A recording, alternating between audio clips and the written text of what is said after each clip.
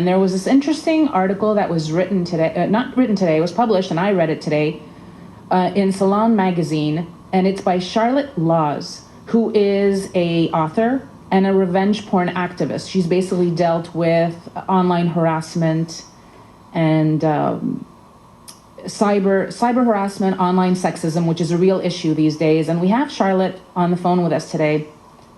Hello, Charlotte. Thank you for joining us. Thanks for having me. What compelled you to write this story? You basically decided to write after 34 years of keeping the secret about how your friend who befriended Bill Cosby was drugged and assaulted by him. You decided that it was time to talk about it. Right. I had known that he had given my friend a couple of pills and drugged her and had sex with her back in 1981. She had confided in me, and she was one of my closest friends when I lived in Las Vegas. And she had dated him for several years. So it's not, she didn't consider it to be rape because she was already in a consensual relationship with him. And so I didn't think that he was drugging other women. I knew he was dating her. I knew he had drugged her, but I didn't think that there were other women until 2005. And that when I heard about the first woman who came forward, and that's when I had this dilemma about what should I do. But I was not a victim myself. I was essentially a hearsay witness, and so I didn't come forward because other women came forward to support that woman in court. And I thought, oh, okay, this is handled.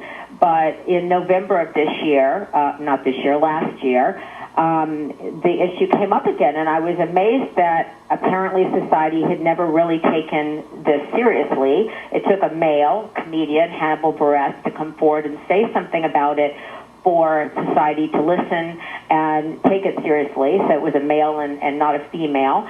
And I realized I should come forward with my story because it was important for anyone and everyone to speak out and not to be silenced.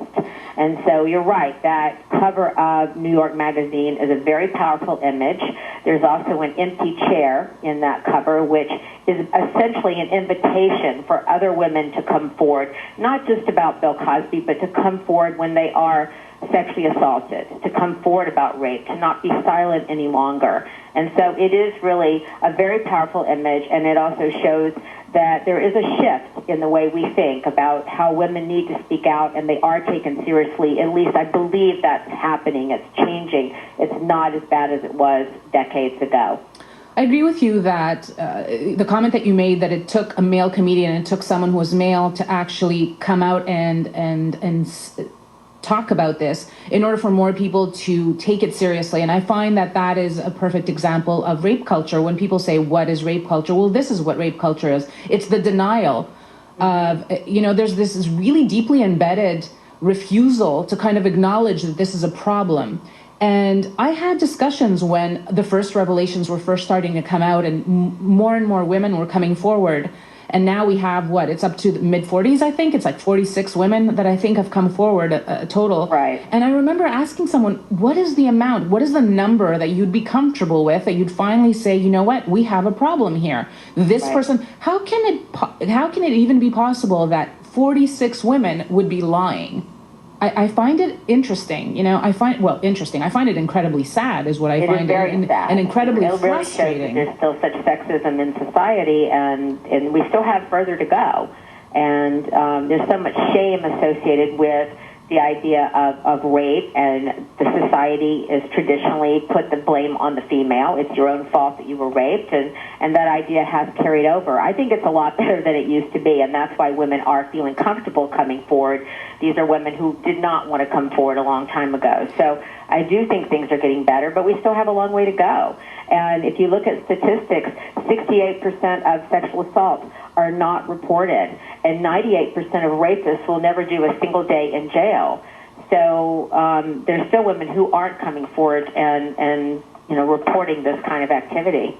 You mentioned earlier that your friend didn't feel that she was necessarily raped, or she didn't understand how to define it, I believe, because I think back in the 70s and the 80s, issues of consent and issues of date rape, they weren't topics that people were discussing. I don't think they were defined as such.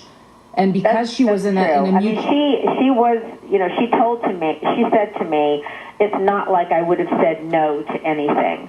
She was a very, I would say, kind of wild girl back then. And she was dating a number of men around town. And Bill, she had been dating for several years. And so she was consensual with him. And she would have done anything he asked her to do. I mean, she was the type of person back then, if he had said, let's have an orgy with 10 people, she would have said sure. And that's why she could not understand why he drugged her. It made no sense to her. She didn't feel violated as much as betrayed. That's how she felt about the situation. It's interesting that you're saying that, and I think it also brings up another excellent point about how rape really isn't about sex. It's always about control. It's about power, right? And exactly. And the fact that she is in a consensual relationship, a sexual relationship with Bill Cosby, and yet he felt the need to drug her, to incapacitate her and then have sex with her, is very interesting to me, because it shows someone who, I don't know, obviously is finds this interesting or finds it sexually desirable to him to actually have sex with someone who can't even reciprocate or do anything. I find this really bizarre. There's a term called somnophilia for people who are turned on by someone who is unconscious, and it's possible that he has that predisposition towards somnophilia, essentially, that turns him on somehow to be in total power, total control over a woman and have her completely unconscious.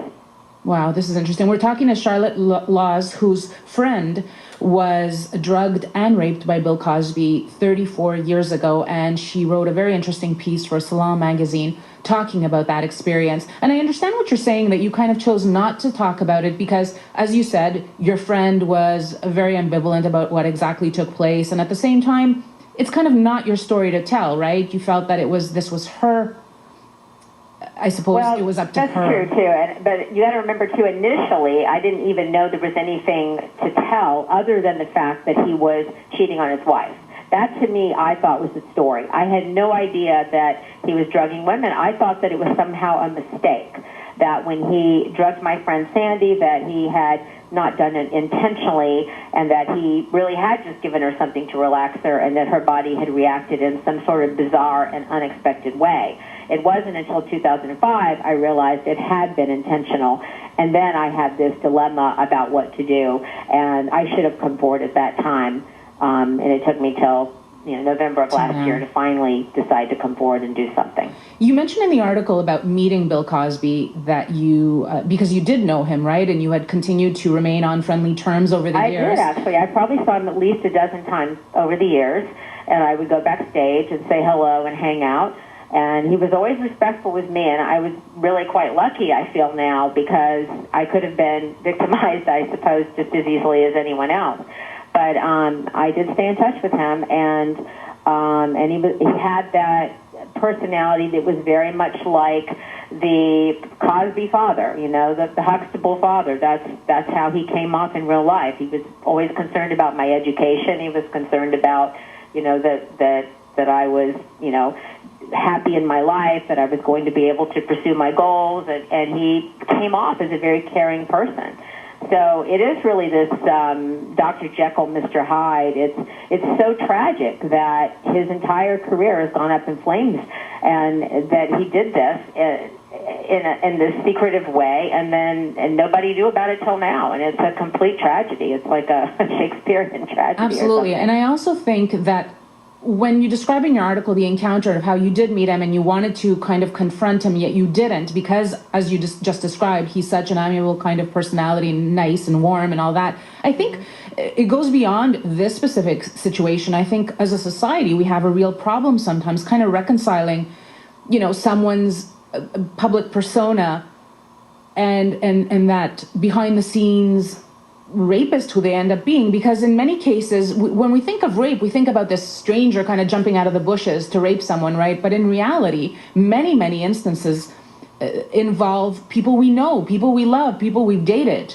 These are the rapists. These are the people out there. And I think that's why it's so difficult for people to come forward, because how do you reconcile that person? It's kind of in a similar way, I would assume, with someone who's in an abusive relationship, right? Because you also know that other facet of who they are. Right.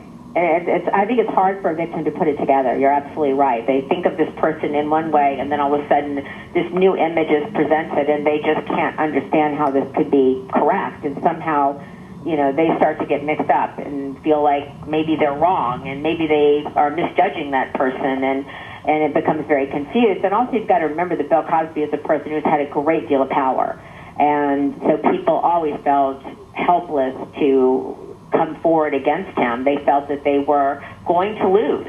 And so now you see this wall of women in New York Magazine and who have all come together as a coalition. But, in a way, it's very sad that it took that in order for society to say, wow, we believe this really did happen. So because there were still people out there as recently as a week or 2 weeks ago who were saying, I still think Bill Cosby didn't do anything. And there are still people out there. And it's incredibly sad that there are 46, we need a coalition of 46 women that kind of counteract and the word of one man. It's terrible. Charlotte Laws, whose friend was raped by Bill Cosby 34 years ago, she wrote a very compelling piece in Salon Magazine. I want to thank you very much for taking the time to join us tonight. Thanks.